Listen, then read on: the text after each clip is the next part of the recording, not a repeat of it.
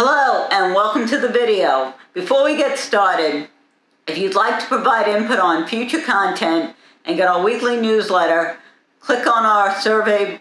The link will be below.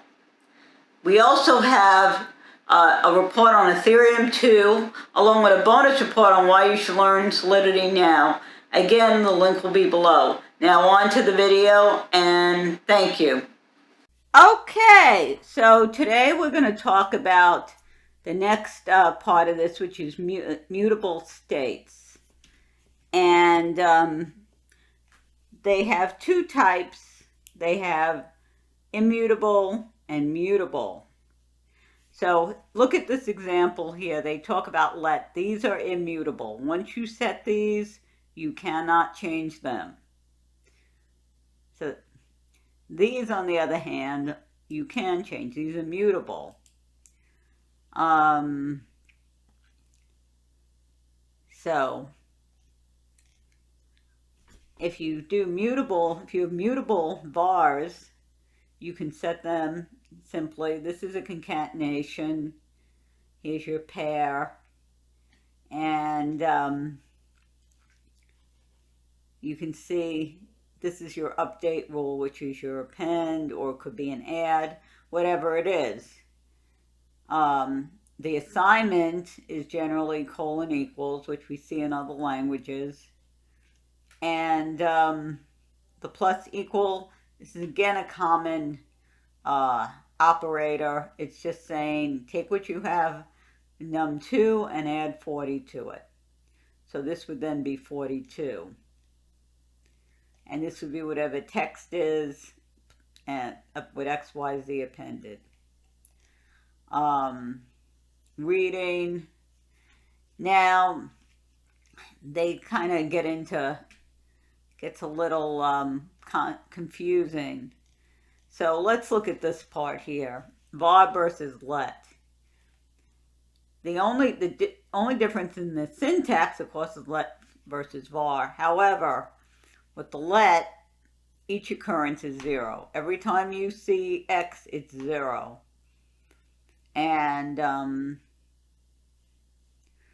replacing each occurrence of 0 will not change the meaning of the program, because whenever you see X, it's always 0. The other example, var, is a box, and you can have anything in that box of that type. So think of the let. When you have a let X, you just have 0.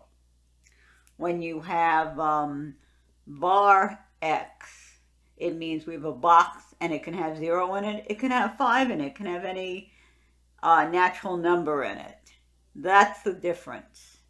One is essentially a storage container. One is this is what it is. It's this number. And if you have a let variable and you just say, if you have let X nat equals 0, if you take any X anywhere else in that program and you replace it with the number 0, you haven't changed a thing. So that's the difference. Hopefully this makes sense.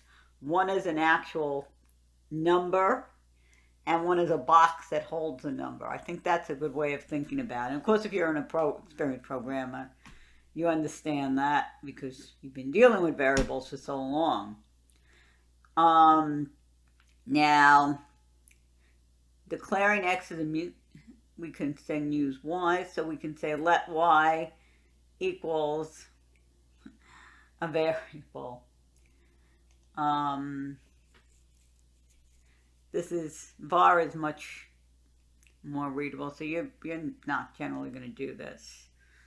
And again, you can do the same thing with arrays. This is an immutable array. And it's the number 1, 2, 3. You can't change them. A2 is always going to be 2. A0 is always going to be, A2 is always going to be 3. A0 is always going to be 1.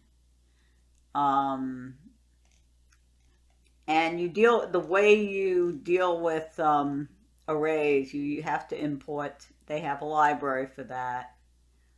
Now, you can have an immutable array, but it has variable content. We're going to get into that, and I'm going to show you an example with this. So, so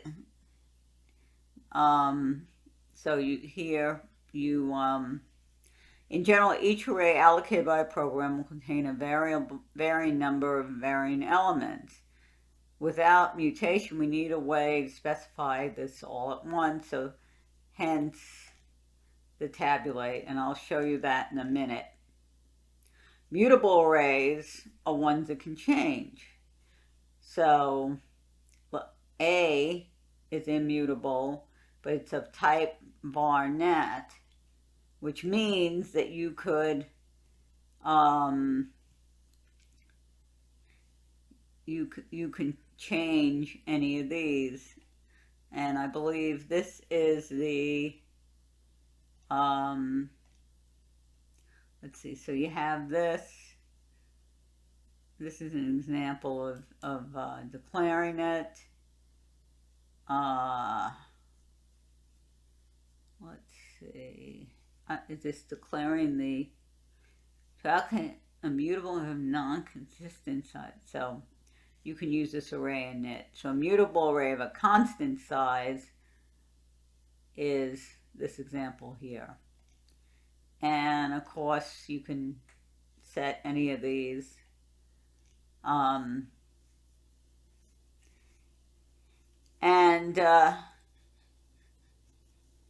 You can't, we're going to get into subtyping later, but it doesn't allow us to change our types from mutable to immutable.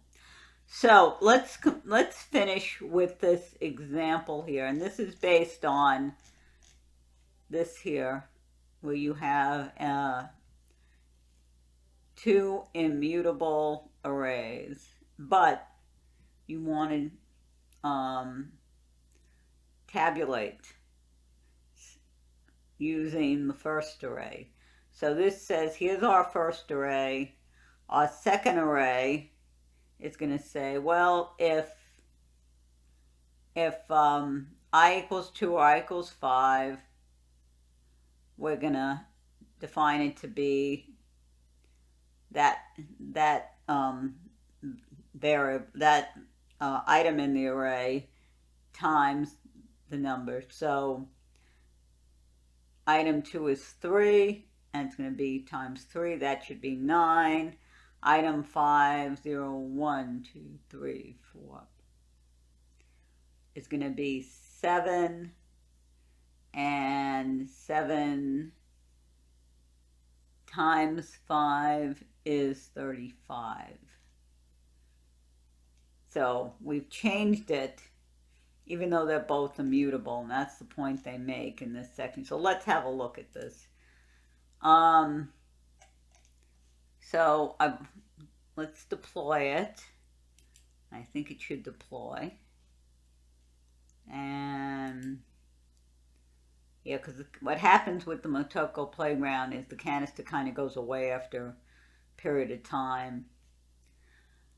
So we have our little canister here, and it should come up with our method test array. And we call it. And as you see, it returned 6 and 35 here. So let's see. Yeah, because this would be I equals 2, 6. So you can see how this worked. And, you know, these are immutable arrays here, but you can see you kind of create the second immutable array by using this tabulate to perform an operation on your first immutable array. And again, immutable, it's like it's the object. Mutable, it's a box that contains an object. Think of it that way, and if you're new to those concepts. So anyway, that's going to be all for today. hopefully you found this helpful, and I will speak to you next time.